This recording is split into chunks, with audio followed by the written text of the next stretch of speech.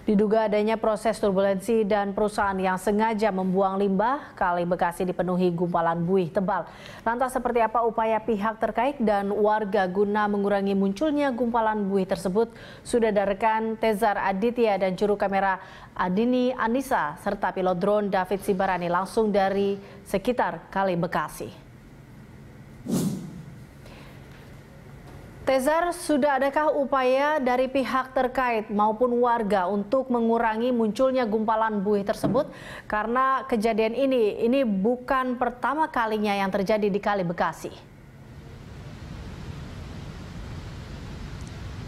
Ya, Eliza, dari pihak Pemkot Bekasi sendiri menyatakan sudah menerjunkan dari unit reaksi cepat menyusul munculnya kemudian buih-buih busa dan juga bau menyengat yang sempat tercium kemarin di sini. Namun hingga saat ini kami belum mendapatkan informasi apa kemudian konklusi dan juga temuan dari lapangan terkait dengan muncul kembali buih-buih busa, karena kita tahu jika kita melihat selain dari 3 September kemarin, ini terakhir kali terjadi di Kali Bekasi munculnya buih busa kemudian juga bau yang menyengat ini terakhir pada Mei 2018 lalu.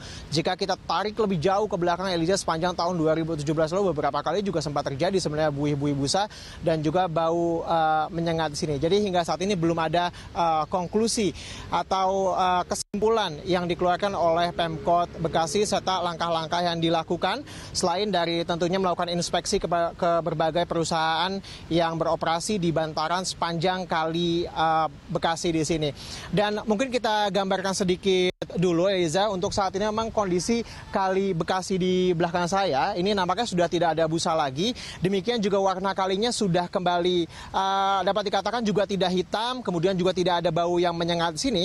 Tapi bukan berarti masalahnya hilang, Eliza, karena ini juga sebenarnya sudah beberapa kali terjadi jika kita runut ke belakang. Dan permasalahan busa seperti kemarin itu dikatakan juga itu biasa terjadi pada saat debit air di hulu atau hujan terjadi di Bogor, itu akan biasanya timbul buih-buih busa. Itu disebabkan, ini bisa diibaratkan juga bahwa misalnya ada air di dalam baskom yang mengandung deterjen, itu ketika kemudian ada dentuman atau airnya teraduk-aduk itu akan menimbulkan busa. Itu kemudian yang menjadi penyebab kenapa kemarin timbul busa di sini. Dan selain itu juga bau yang menyengat serta warna yang hitam yang terlihat kemarin juga menjadi salah satu indikasi bahwa terdapat pencemaran kali di sini. Karena memang bau yang menyengat itu juga diakibatkan karena berkurangnya kadar oksigen. Itu juga disusul dengan banyaknya ikan yang mati kemarin. Ini sebagai gambaran saja, Eliza, bahwa di sepanjang Kali Bekasi ini beroperasi 18 perusahaan yang bergerak di berbagai bidang.